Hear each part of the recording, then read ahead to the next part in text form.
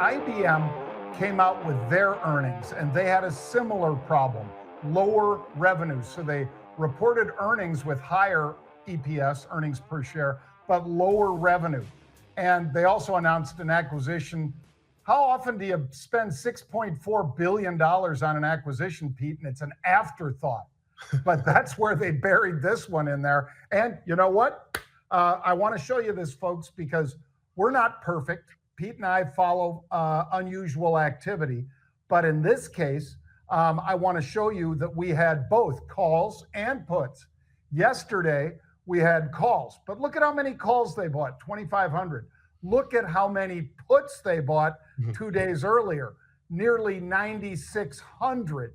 So it's 3 times more on the put side. They were buying the May 170 puts. Well, I wanted to show it because, again, were there people betting on the upside with calls? Yes. But again, the volume tells the story. They were 3 times more interested in puts than calls in IBM. That is not good, Pete.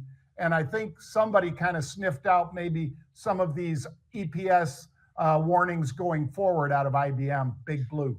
Yeah, I think you're exactly right. By the way, the acquisition is an interesting one. It's going to enhance the hybrid side of cloud, $6.5 billion. They've made some huge acquisitions over the years. Some of them worked out fantastic for IBM, not all of them, but many of them have actually worked out pretty well. There's been some misses as well. We'll see on this one. I think this actually makes some sense, though, John, because it gives them an opportunity to get into the higher margin side of the business. That's what they're looking for. And it's to IBM. Let's remember, it's Big Blue. They've been around forever, but they've kind of gotten passed up by quite a few other names out there. So they're doing what they can do to get themselves back into the game. And I think they've been doing a pretty good, solid job with that. But with that spend and a little bit of that revenue weakness that people sniffed out there, that's kind of why that pressure is there. That's why those puts are reacting the way they are. And to your point, when you look at those calls, 2,500 of them, that's not really all that telling.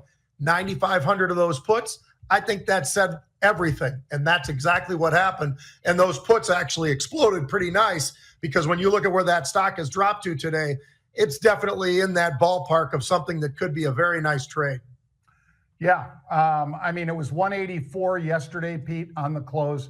Today it traded to 165, and it's not seeing much of a bounce at all. It's at 166.50. So it's only basically a buck, less than $1 off of the low that it hit today.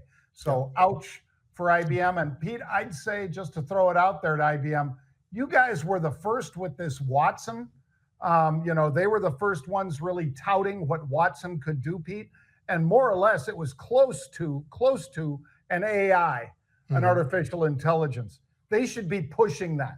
Yeah. And that's perhaps what this acquisition, to your point, Pete, that'll help them for the cloud and AI. Maybe that helps them get their mojo back.